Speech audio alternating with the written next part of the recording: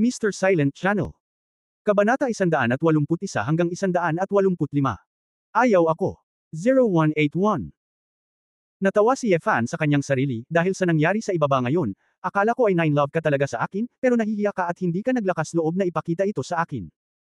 Pero naramdaman ko na lang na hindi ka man lang nag-enjoy. Ang lahat ng ito, para kang manikang porselana na walang pakiramdam, maganda, ngunit hindi buhay, nakahiga lang sa kama, walang tugon, malamig. Kung ang ganitong bagay ay hindi mutual affection, hindi ang iyong sinseridad tanggapin mo ito, ako lang ang pilit na ipinataw sa iyo, kaya, kung ano. Ang punto. Natahimik si Su Qingzhou, talagang naguguluhan siya, ni hindi niya alam kung ano ang nararamdaman niya para sa mga lalaki, paano siya mag-e-enjoy. Gayunpaman, ang hindi niya inaasahan ay ang pag-iisip ni Yefan tungkol dito. Talaga bang pinapahalagahan niya ang kanyang sariling damdamin? Nakaramdam si Su Qingzhou ng kakaibang init na damaloy sa kanyang puso. Well. Lumingon si Su Qingzhou, itinago ang kanyang unti-unting kulay rosas na mukha, at sinabing, kung gayon, dapat ka ring magpahinga ng maaga. Pagkatapos magsalita, lumabas si Su Qingzhou sa silid at isinara ang pinto. Pagkaalis ng babae, nanlumo si Yefan na nahiga sa kama at bumantong hininga. Tila hindi madali ang daan patungo sa pagsakop sa kagandahang ito ng malaking bato ng yelo. Ngunit pagkasabi noon, si Chu Yunyao ay talagang nag-iisa, at dumiretso siya sa bahay upang hanapin si Su Qingzhou. Sa kabutihang palad, si Su Qingzhou ay hindi isang ordinaryong babae, kung hindi, baka hindi siya makalaban. Nang maliligo na si Yefan at matutulog na, muling tumunog ang telepono. Kinuha niya ito at nakitang si Mumumo iyon. Nandito kaya siya para magpasalamat. Napakabait ng babaeng ito.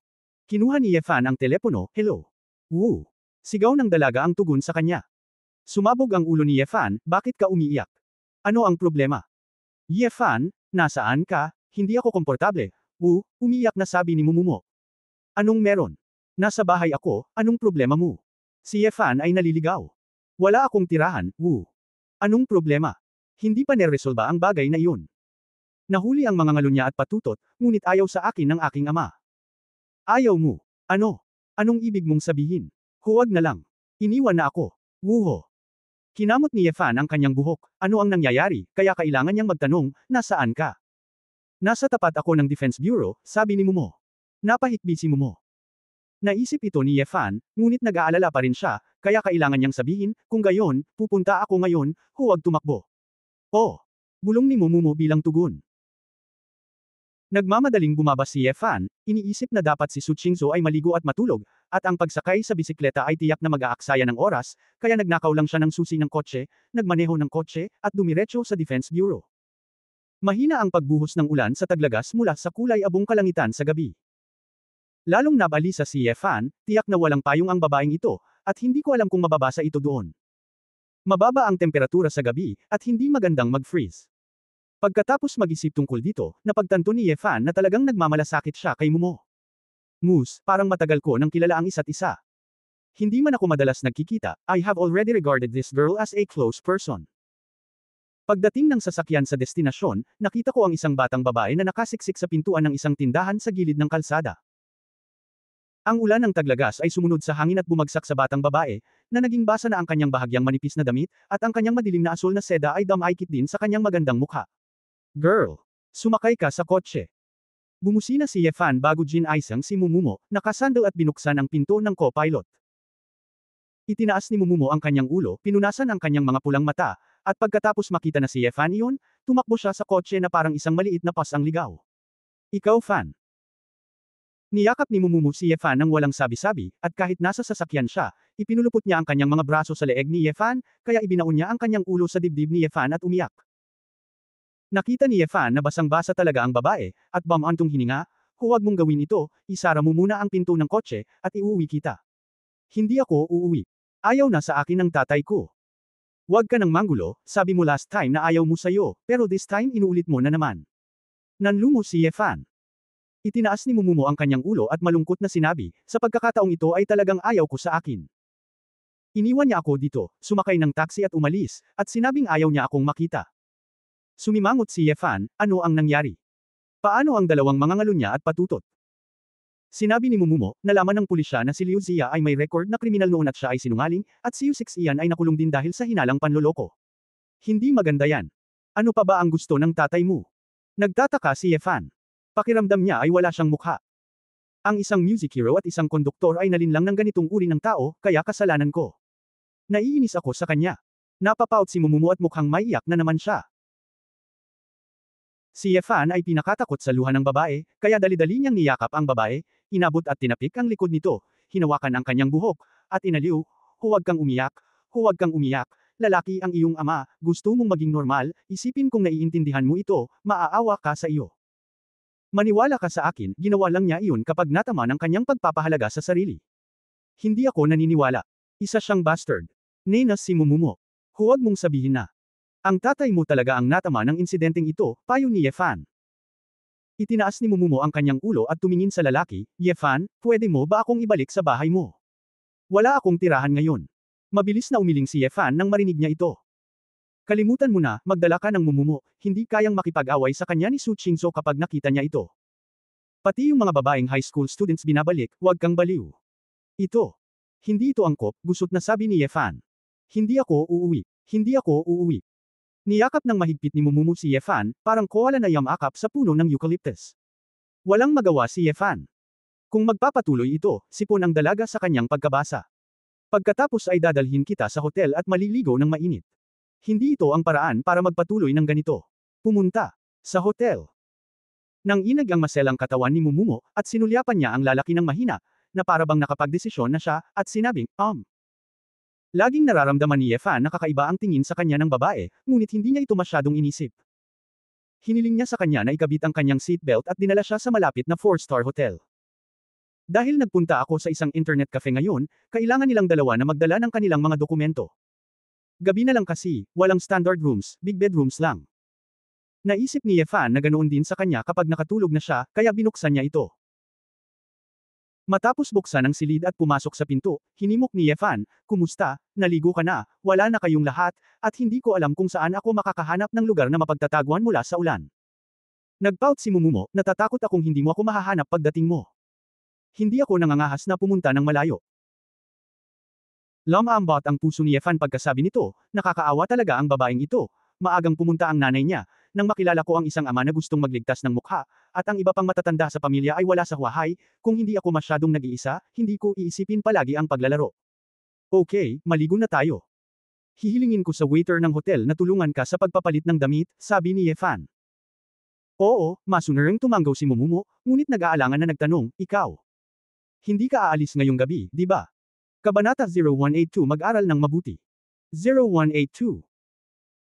Gustong umalis ni Yefan, ngunit sa pagtingin sa kaawa-awang hitsura ng babae, naramdaman niyang mas mabuting samahan siya, at ibabalik niya ito bukas ng umaga, kaya sinabi niya, hindi ako aalis, huwag kang mag-alala. Matapos marinig ito, may nakilala si Mumumu sa kanyang puso, at pagkatapos ay tahimik na pumasok sa banyo. Si Yefan ay nag-iisa sa silid, nagpaplanong manood ng TV sa madaling araw upang magpalipas ng oras. Bilang resulta, dumating ang isang tawag sa telepono mula kay Yao Zhengang, direktor ng Defense Bureau. Mr. Ye, hehe. My old Yao, nakatanggap lang ako ng balita na makukulong ang lalaki ng ilang taon, at mahirap hanapin ang kaso ng babae, pero naghahanap kami ng ebidensya. Si Yao Zhengang ang nagkusa para makalapit. Nakangiting sabi ni Yefan, Director Yao, naging maayos ang lahat, salamat sa iyong pagsusumikap. Bahala ka, kontento ka na. At saka, tungkulin nating parusahan ang kasamaan at isulong ang kabutihan.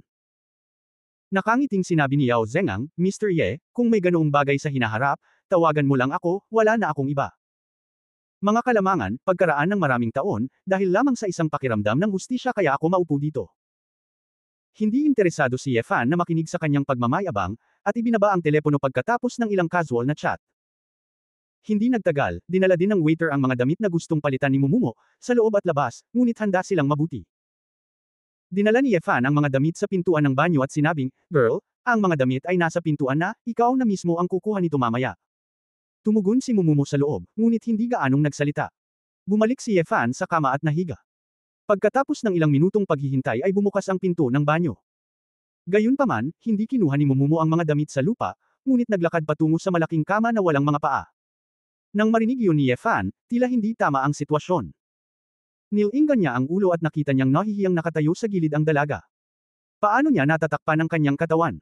Natigilan si Yefan saglit. Karaniwan niyang tinatrito ang babaeng ito na parang bata, ngunit nang makita niya ito, napagtanto niya na ito ay isang manipis na hibiscus. Girl, anong ginagawa mo? Ang asul na sutla ni Mumumo ay nakakalat, ang kanyang maselang mukha ay namula, at sumagot siya sa mahinang boses, ako. Handa na ako. Ano ang ihahanda mo?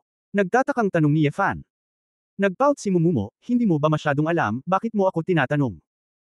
Paulit-ulit itong inisip ni Yefan, at sa wakas ay napagtanto niya kung ano ang sinasabi ng babae. Hindi niya napigil ang matawa, sa tingin mo ba dinala kita ngayon sa hotel para makipagrelasyon sa iyo? Itinaas ni Mumumo ang kanyang ulo sa pagkamangha, hindi ba? Hindi makapaghintay si Yefan na bumantong hininga at tumawa, ikaw bastard. Paano ito lumalaki? Wala akong ganoong klaseng ideya. Sa iyong paningin, napakahayop ko. Pero narinig ko sa mga kaklase ko na kapag may lalaki na nagbukas ng kwarto kasama ang isang babae, iyon ang ibig sabihin. At sinasabi mong hindi na ako babalik ngayong gabi, iisa lang ang kama dito. Nag-aalala si Mumumo, baka nagkamali siya. Hindi na kinaya ni Yefan. Ang batang babae na ito ay, nabuo, ng sobra, hindi lamang sa pisikal, ngunit sa psikolohikal. Mabilis siyang bumangon, tumakbo para kunin ang mga damit ng dalaga, at isinuot iyon sa mga bisig ng dalaga. Go and put it, don't think about those messes. Ilang taon ka na? Mag-aral ng mabuti at umasenso araw-araw. Naiintindihan mo ba? Nagsabi ng leksyon si Yefan. Iiyak na sana si Mumumo, nasusuklam ka. Huwag mong linawin ng mas maaga. Lahat ay nagpakita sa iyo ng lahat. Yefan rolled his eyes, I'm still talking about this. Sinong nagsabi sa iyo ng mga baluktot na paraan na iyon? Oo. Gusto kitang patulugin kapag nagbukas ako ng kwarto, tapos itataboy kita, para lang umalog ang sasakyan. Nagpout si Mumumo at sumulyap kay Yefan na may hinanakit, matitiis mo kapag nakita mo ang katawan ko. Mabubuhay ka ba? Kalokohan, ano ang hindi ko nakita? Gusto mo pa akong gumawa ng gulo? Napangiti si Yefan, sabay sulyap, at bamulong sa kanyang puso na sa loob ng ilang taon, baka hindi na niya ito makayanin pa. Galit na sumangot si Mumumo, tumalikod at tumakbo pabalik sa banyo para magbihis. Nang muling lumabas ang dalaga ay natakpan ang lahat, ngunit ang manti niyang mukha ay namumula pa rin. Inilatag ni Yefan ang isang kubrekama sa lupa, ay lalatag ko ang sahig ngayong gabi, matulog ka na, gabi na, magmadali ka at magpahinga, kailangan mong pumunta sa paaralan sa umaga. Nakaramdam ng init sa kanyang puso si Mumumo, dapat ka ring humiga sa kama, malamig sa lupa. Hindi ka ba natatakot na ako ay maging isang malaking masamang lobo?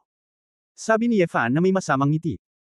Galit na sinulyapan siya ni Mumumo, kung nag-aalala ako, ngayon pa lang sana ako lumapit sa iyo ng hubot-hubad. Natigilan si Yefan, oo, ang babaeng ito ay handang makipagrelasyon sa kanya, hindi niya maiwasang hindi maisip ito at nagtanong, bakit gusto mo itong ibigay sa unang pagkakataon ng basta-basta? Nasaan ang casual? Mukhang iniisip ni Mumumo ang paghihirap, at sinabing, ayaw na sa akin ng tatay ko, kaya gusto ko na lang maghanap ng iba. Umaasa, kanino pa ako mapupunta maliban sa iyo? Nakita ni Yefan na gustong umiyak muli ng dalaga, kaya dali-dali itong lumapit at niyakap ito ng malumanay, huwag kang umiyak, huwag kang umiyak, ikaw kasi ngayon kung mahina ang mood mo, umidlip ka lang at huwag kang gagawa ng katangahan. Biglang inilagay ni Mumumo ang kanyang ulo sa dibdib ni Yefan at sinabing, Yefan, kung matulog ako sa iyo, palagi ka bang magiging mabait sa akin at hindi mo ako iiwan? Anong kalokohan, hindi ka makitulog sa akin. Iiwan kita. Don't care if it's true or not, you're all my students. Tinapik ni Yefan ang mukha ng babae at sinabing. Tumingin sa kanya si Mumumo na may namumuong mga mata, bakit napakabait mo sa akin? Hindi maisip ni Yefan kung anong uri ng damdamin ang mayroon siya para kay Mumumo, kaya nagbiro siya, wala kang sinasabi. Well, kung tutuusin, medyo maganda ka, kapag lumaki ka ng ilang taon, magiging isang malaking kagandahan ka, lilinangin ko muna ito. Nang marinig ito, biglang nag-init ang mukha ni Mumumo, at bamulong siya, ako. Ako ay nasa hustong gulang na, at ako ay nasa hustong gulang na. Inabot ni Yefan at kinurot ang kanyang mukha, hindi ito sapat sa paningin ko, okay. Tumigil ka sa pagsasalita, matulog ka na. Nagpout si Mumumo at naglabas ng, oh, sa pagkabigo. Dalawang tao ang nasa kama at ang isa ay nasa ilalim ng kama, kaya pinatay nila ang mga ilaw at natulog. Sa una ay wala lang, komportable si Yefan na nakahiga sa lupa, ngunit makalipas ang mahigit kalahating oras, nakarinig siya ng kalusko sa kama. Dahil sa instinct ni Yefan sa loob ng maraming taon, mabilis siyang nakapag-react sa isang taong papalapit habang siya ay natutulog. Napansin niyang bumangon ang dalaga sa kama at lumapit sa kanya, nakasquat, humihinga ng mahina, tinitingnan ang sarili. Nag-alinlangan si Yefan, gustong makita kung ano ang gustong gawin ng babae. Kung hindi siya masyadong gumawa, magpapanggap siya na tulog.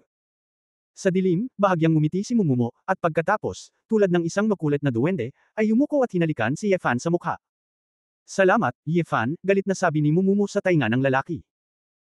Nakahinga ng maluwag si Ye Fan, narito pala ang dalaga para magpasalamat sa kanya, itong babaeng ito, hindi niya inaasahan na magkakaroon siya ng ganoong ugali at mapagmalasakit na panig.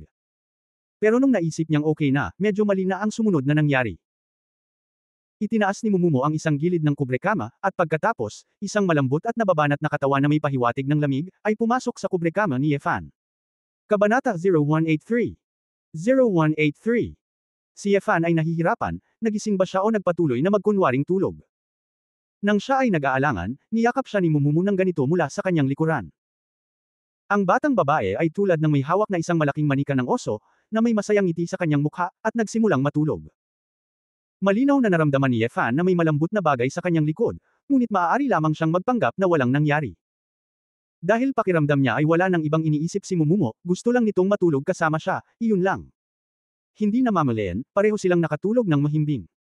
Hanggang sa sumikat ang araw sa umaga sa silid ng hotel, may mabilis na doorbell sa pintuan ng silid. Bang bang bang. May kumatok sa pinto. Biglang naramdaman ni Ye Fan na may mali at gusto niyang bumangon, ngunit nalaman niyang si Momomo ay nakasalikop sa kanya na parang isang pugita. Kinailangan niyang kunin ang babae bago tumakbo sa pinto para buksan ang pinto. Nasaan ang anak ko? Sa sandaling bumukas ang pinto, sumigaw ng malakas si Mu Zuzong at pumasok sa silid.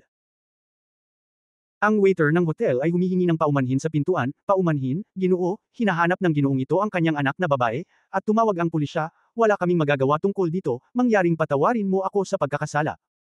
Ikan-away ni Ye Fan ang kanyang kamay at sinabing ayos lang.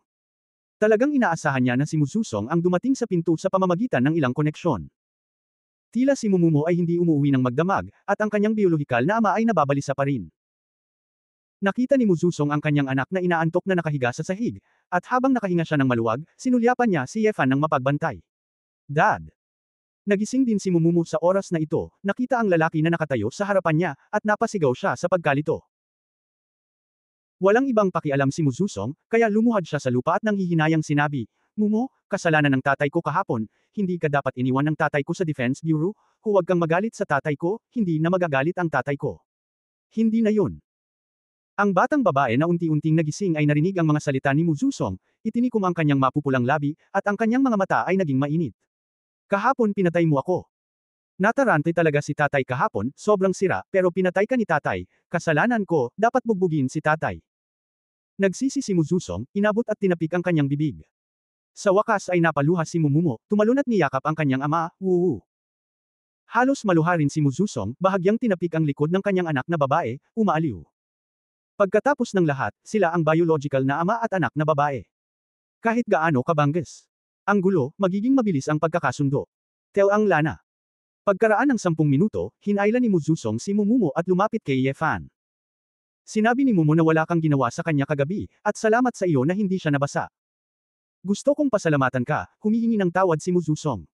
Ngumiti si Ye Fan, maliliit na bagay, kung tutuusin, ako ang kanyang tutor. Ikaw ba talaga ang tutor ng batang ito? Si Mu Zuzong ay labis na naguguluhan. Nahihiyang sinabi ni Ye Fan, ang pagtuturo sa laro. Ngayon, sa wakas ay naunawaan na ni Mu Zuzong, at inis na tumingin sa namumula na babae sa tabi niya, at sinabing, bakit ayaw mong alagaan ang iyong sarili, anak? Nag-aaral. Sa nakaraan, malamang na tinuruan siya ni Mu Zuzong ng ilang mga salita, ngunit sa sandaling ito, puno siya ng pagkakasala para sa kanyang anak, at ayaw na niyang magsalita pa. Ye Fan, salamat sa iyo kahapon, naging maayos ang anak ko, ngunit sana ay mapanatili mo ang iyong distansya mula kay Momo. Siya ay nasa 3 taon pa lamang sa high school at kailangan pa niyang mag-aral sa kolehiyo. Direktang lumapit sa kanya si Ye Fan para huminto, Mr. Mo, una sa lahat, may asawa na ako, at pangalawa, hindi mo ako estudyante o subordinate, wala kang karapatang turuan ako kung paano gawin ito. Natigilan si Mu Zuzong, may asawa ka na ba? Tumango si Ye Fan, iniisip na tapos na ang kasal, ngunit mayroong higit sa isang babae. Kung gayon ay gamaan ang loob ko, dahil kilala mo pa ang direktor ng Defense Bureau, hindi ka dapat maging isang magulo na tao, sabi ni Mu Zuzong. Sumimangot si Momomo, tahimik na nag-iisip, nakatingin sa mga mata ni Ye Fan na may bahid ng hinanakit. Dahil si Momomo ay kailangang pumasok sa paaralan at si Ye Fan ay kailangang pumasok sa trabaho, silang dalawa ay umalis kaagad sa hotel. Pagkatapos dumating ni Ye Fan sa kumpanya, ipinost niya ito sa kanyang desk, ngunit hindi na siya naglagay ng maraming dokumento na kailangang isalin tulad ng dati. Baka biglang nagbago si Chenya sa airport. Tuwang-tuwa din si Ye Fan at naglaro sa opisina buong umaga. Sa tanghali, pumunta si Ye Fan sa cafeteria sa ibaba para sa hapunan, nakitang tumpak ang posisyon ni Shu Lingshan, at umupo sa tapat ng babae. Nakasuot ng uniforme ng seguridad, matangkad at tuwid ang katawan, ang babaeng security captain na mainit ang kurba, sa tuwing nakikita ko ito, nakakaaliw sa mata ang mga tao. Tila inaasahan ni Shu Lingshan na darating si Ye Fan, kaya hindi na siya masyadong nagulat, ibinabalang niya ang kanyang ulo at inalagaan ang sarili. Nakangiting bati ni Ye Fan, Captain Shu, halos gumaling na ang iyong katawan, at hindi masama ang iyong espiritu. Nanatiling tahimik si Shu Lingshan, inaalagaan ang sarili sa pagkain. Ano bang problema? Hindi kita tinignan ngayon, bakit hindi mo ako pinapansin? Si Ye Fan ay labis na naguguluhan. Tahimik na sinabi ni Shu Lingshan, ikaw ang asawa ni Pangulong Su. Kahit na hindi alam ng ibang mga tao sa kumpanya ang tungkol dito, dapat kong iwasan ang aking distansya mula sa iyo. Pagkatapos magsalita, hindi man lang natapos ni Shu Lingshan ang kanyang pagkain, binalak niyang kunin ang plato at umalis pagkatapos kumain ng kalahati nito. Nagmamadaling bumangon si Ye Fan, hinaranggan ang babae, at nakangiting sinabi, Captain Shu, nagkakamali ka, pareho tayong inosente, tinatakasan mo ako ng ganito, hindi ba parang may gagawin tayo? Natutokso ka ba sa akin? Ako, hindi. Namula si Shu Lingshan at tumalikod, anong kalokohan ang sinasabi mo? Lalong nabahala si Ye Fan, hindi ka man lang naglakas loob na tumingin sa akin, at sinasabi mong wala kang iniisip. Titigan kita pag nakita kita. Natatakot akong hindi ka magtatagumpay. Bumalik si Shu Lingshan para titigan si Ye Fan ng galit. Dahil dito, medyo napahiya si Ye Fan. Napalunok siya at bamulong sa kanyang puso, napagtanto niya na napakaganda pala ng mga mata ng dalaga. Oy, sa tingin ko hindi ka pabusog, maupo ka at kumain pa, sabi ni Ye Fan, hindi nakatagal na discharge ka na sa ospital, kaya kailangan mong bumawi. Talagang hindi puno si Shu Lingshan. Ipinanganak siya sa militar at may matambok at mas matangkad na figure kaysa sa mga ordinaryong babae, kaya mas malaki ang gana niya. Matapos ang pag-iisip tungkol dito, siya ay tuwid at wala talaga siyang ginagawa sa asawa ng amo. Kaya, umupo muli si Shu Lingshan at nagsimulang kumain ng mag-isa. Pagkaraan ng ilang sandali kumain, biglang may naalala si Ye Fan, at nag-aalalang nagtanong, siya nga pala, Kapitan Shu, na si Zhao Chanshuan ay hindi na muling pumunta sa iyo, tama ba? Huminto si Shu Lingshan at tumangala sa kanya, bakit mo ito tinatanong? Oh, tinanong ko ang isang kaibigan noon, kung sino ang superior ni Zhao Chanshuan.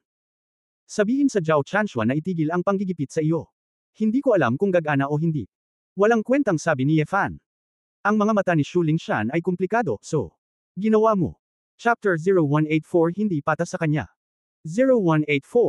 Anong ginawa ko? Nagtataka si Ye Fan. Kahapon. Tinawagan ako ng pamilya ko.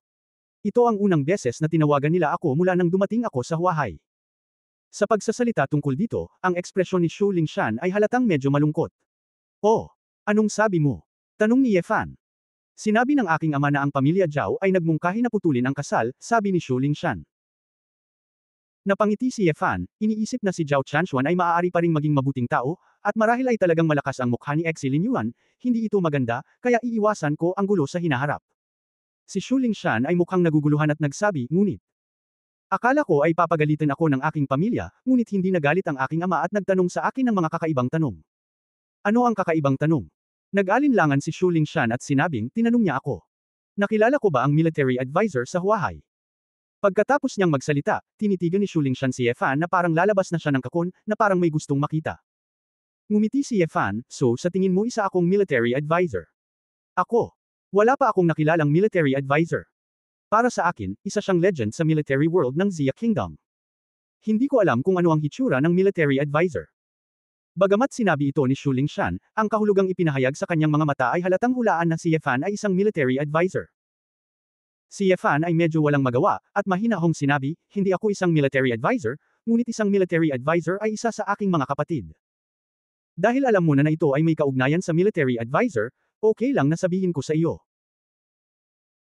Nang marinig ito, agad na nag-init ang mga mata ni Shu Lingshan, nabalitaan kong bumalik ang dibisyon ng militar mula sa ibang bansa, at sa pamamagitan ng pagsasanay sa pinakamalupit na larangan ng digmaan sa ibang bansa, mabilis siyang umakyat sa tuktok ng militar, ang pinakabatang general sa nakalipas na 5 taon.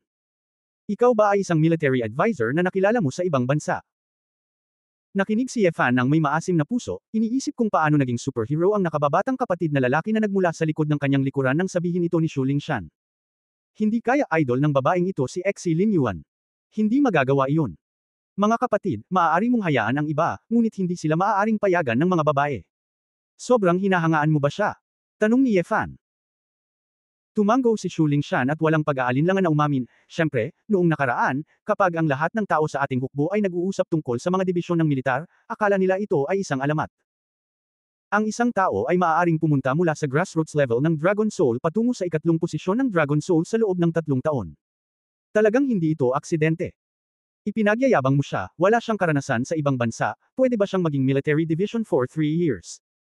Kinuha lang niya ang skills na na-master na niya at dumiretso sa proseso. Ihalo sa kanya sa ibang bansa.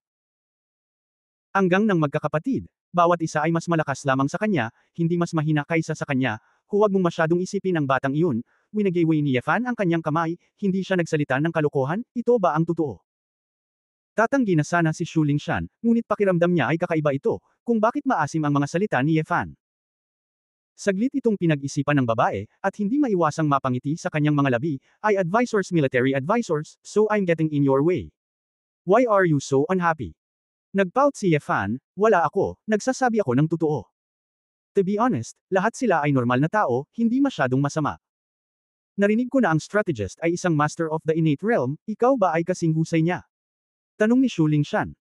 Ang likas ay isang itlog, walang congenital realm, maaari ka bang bumalik sa Zia Kingdom ng buhay? Ungol ni Ye Fan. Mayroon ka ring likas na kaharian. Hindi ba't wala kang tunay na chi? Tak ang tanong ni Shu Lingshan. Napabuntong hininga si Ye Fan, sa mundong ito, nais ng mga tao na maging mas malakas, hindi lamang sa pamamagitan ng paglinang ng mga panloob na kasanayan. Kung mayroon kang talento, tiyaga at tiyaga, kahit na hindi ka nagsasanay ng mga panloob na kasanayan, maaari ka pa ring maging mas malakas kaysa sa isang martial artist sa likas na kaharian. Kumislap ang mga mata ni Shu Lingshan, at tuwang-tuwang sinabi niya, kung gayon, maaari mo bang sabihin sa akin kung paano maging mas malakas? Naramdaman ni Ye Fan na siya ay nagsalita ng kaunti. Sinabi rin niya sa kanya ang tungkol sa disintegration exercise, at nagturo sa kanya ng ilang mga pamamaraan ng paglilinang ng mag-isa, na hindi isang masamang ideya.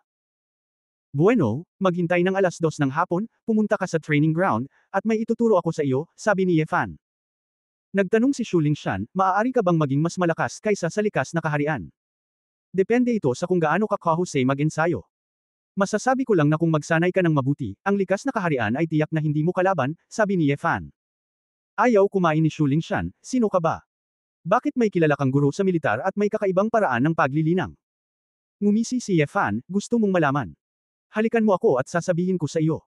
Pumunta ka sa impyerno. Sa wakas ay ipinakita ni Shu Lingshan ang kanyang tunay na kulay at pinandilatan ang lalaki. Alam ni Ye Fan na ito ang nangyari, at hindi niya talaga inaasahan na darating si Shu Lingshan at hahalikan siya. May asawa na ako, at iniisip ko pa rin ang ganitong bagay. Mag-ingat ka, sasabihin ko kay President Su. Namula si Shu Lingshan, kinuha ang plato, tumalikod at umalis. Pagkatapos kumain ni Ye Fan, binalak niyang kumuha ng isang kahon ng mga prutas gaya ng dati, ngunit naalala niya si Feng Yueying na ilang araw na siyang hindi nakita, at naramdaman niyang medyo iniwan siya nito, kaya kumuha siya ng isa pang kahon. Naunang dumating si Ye Fan sa sales department, at papasok na sana sa opisina ng babae, ngunit nalaman niyang nakalak ang pinto. Assistant Ye, hinahanap mo ba ang ministro? Masiglang tanong ni Lu Xiaolian.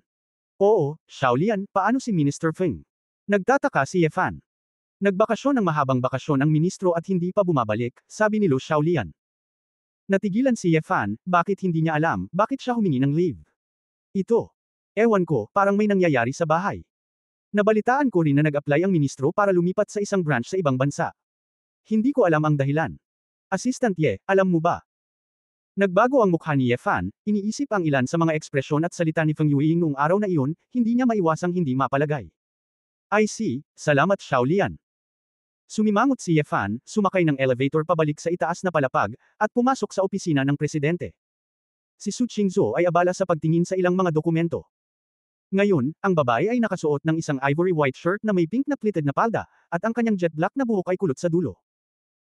Sa unang tingin, hindi siya mukhang presidente ng isang nakalistang kumpanya, ngunit mukhang isang 18 anyos na magandang campus girl, ngunit ang malamig at pinoong ugali niya ang nagpapamature sa kanya. Bakit 2 kahon ang dala mo? Hindi ko matatapos. Sanay na si Su Qingzhou na makita ang lalaki na nagdadala ng prutas. Pagkatapos ibaba ni Ye Fan ang prutas, nagtanong siya, pupunta si Yueying sa isang branch sa ibang bansa, alam mo ba? Namuo ang ekspresyon ni Su Qingzhou, at tumingin siya sa lalaki saglit bago tumango, well, ang application ay iniabot sa akin. Oo, syempre alam ko. Gaano na ba katagal? Bakit hindi mo nabanggit sa akin? Medyo nanlumo si Ye Fan. Lalong lumamig ang ekspresyon ni Su Qingzhou, ako ang presidente, siya ang aking nasasakupan, ano ang kinalaman sa iyo kapag inilipat ako sa mataas na antas? Nakikipag-ugnayan ako sa direktor ng HR, at hindi ko na kailangan pang dumaan sa iyo.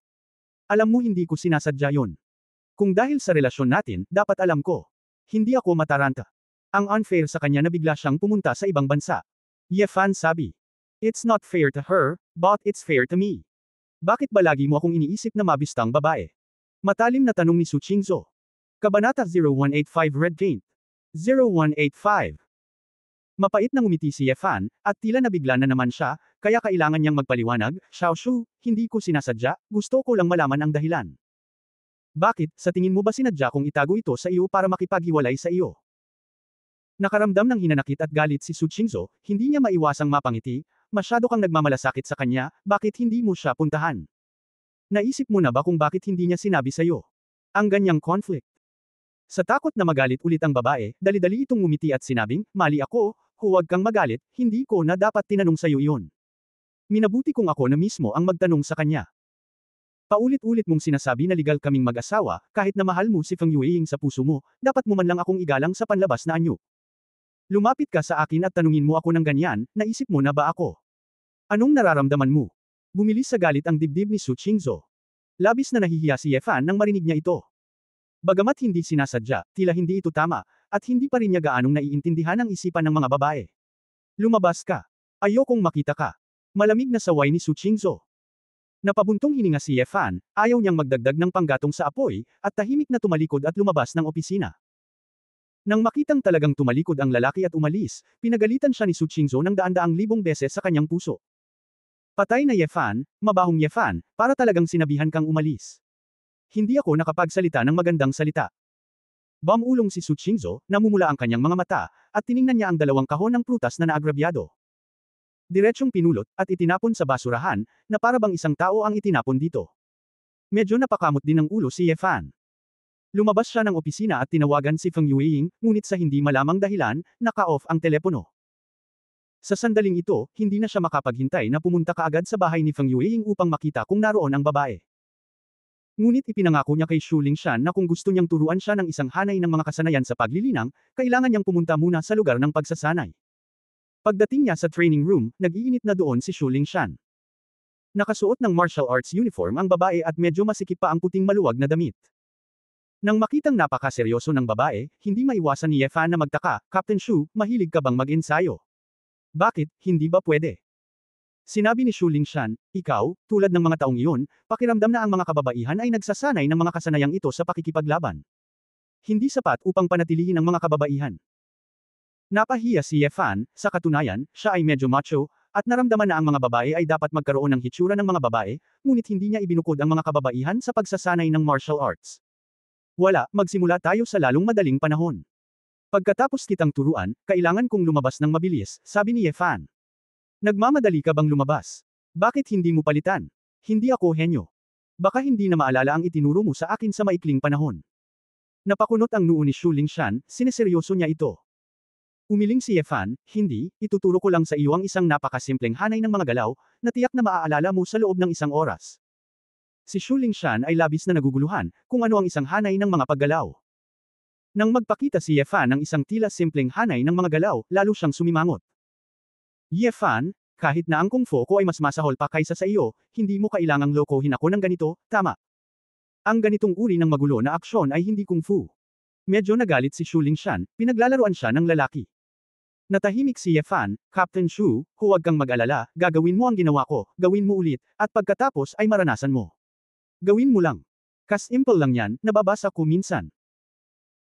Ngumuso si Xu Lingshan, itinuwid ang kanyang posture, at nagsimulang lumapag sa isang paa. Ang kabilang binti ay itinaas pabalik, ang kanyang katawan ay nakasandal, at ang kanyang kaliwa at kanang braso ay sumunod sa naalala ni Ye Fan. Tumingin, magsimulang maginat, lumiko. Si Ye Fan ay humakbang pasulong at nagpaalala, ang iyong kaliwang kamay ay hindi sapat na nakayuko, ang iyong mga siko at palso ay dapat na nakabukas, at ang kanang paa ay dapat na nakataas.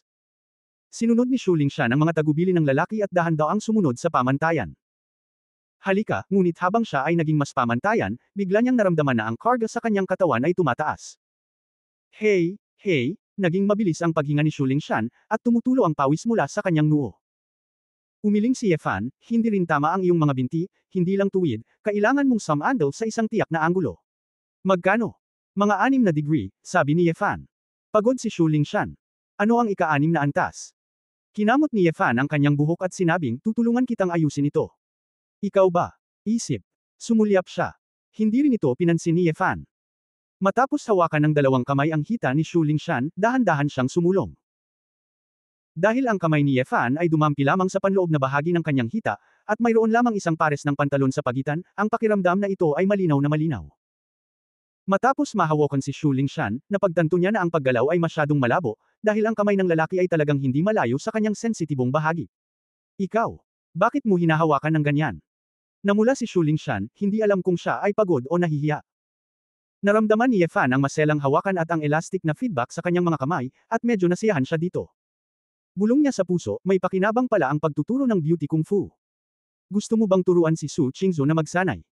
Nagkunwari siyang seryoso at sinabing, mas tumpak para sa akin na hawakan ka ng ganito. Kung ayaw mong tulungan kita, hahayaan kita. Pagkatapos bilasan mo. Nagbago ang boses ni Shu Lingshan. Tuwang-tuwa si Ye Fan sa kanyang puso, ngunit pagkaraan ng ilang sandali ay naadik na siya sa kanyang mga kamay, at pagkatapos ay nagpanggap siya na sa wakas ay natapos na ang pagsasaayos. Matapos tapusin ang set ng mga galaw, si Shu Lingshan ay nalagutan ng hininga at diretsyong bumagsak sa banig. Sa wakas ay kumbinsido siya na ito ay hindi isang napakasual na hanay ng mga paggalaw, at tiyak na hindi ito simple. Anong uri ng kung fu ito? Nalilitong tanong ni Shu Lingshan. Ngumiti si Ye Fan, ako mismo ang lumikha nito, at gusto kong makamit ang lakas ng likas na kaharian sa maikling panahon. Sa kasalukuyan, wala akong maisip na mas mabilis na paraan. Kapag nagawa mo ito ng 100 beses sa isang araw, ituturo ko sa iyo. Ang iyong susunod na galaw. 100 beses. Nagulat si Shu Lingshan. Siya ay pagod na pagod pagkatapos gawin ito ng 100 beses, at 100 beses, hanggang saan niya kailangang sanayin ang kanyang pisikal na lakas. Walang oras si Ye Fan para magpaliwanag ng sobra. Nagmamadali siyang pumunta sa bahay ni Feng Yueying, kaya nag-hello siya at umalis sa kumpanya. Makalipas ang mahigit kalahating oras, dumating si Ye Fan sa Crescent Bay Community. Pagdating niya sa pintuan ng bahay ni Feng Yueying, nakita ni Ye Fan ang isang nakakagulat na eksena. Nakita ko iyon sa anti-theft door at sa dingding, may nag-spray ng mga linya ng sulat kamay na may matangkad na pulang pintura. Bayaran mo ang iyong mga utang. Bayaran mo. Buhay para mabayaran ang mga utang mo. Lahat ng uri ng masasakit na salita para maningil ng mga utang ay na-spray sa pinto. Biglang naintindihan ni Ye Fan ang isang bagay, ngunit labis na naguguluhan, paano kaya magkakautang si Feng Yueying ng napakaraming pera? Pinindot niya ang doorbell, ngunit nakita niyang walang sumasagot. Matapos ang maingat na pagdama, kinumpirma rin niya na walang tao sa silid. Aalis na sana si Ye Fan at pumunta sa Jingxiu apartment para tingnan, 4 na lalaking naka-jacket na itim na may masamang ekspresyon ang biglang lumitaw sa itaas at sa ibaba. Anak, kilala mo ba ang may-ari ng bahay na ito? Mabangis na tanong ng leadman na may hawak na sigarilyo at patayo. Pagtatapos ng kabanatang ito. For more videos, please like, share and subscribe.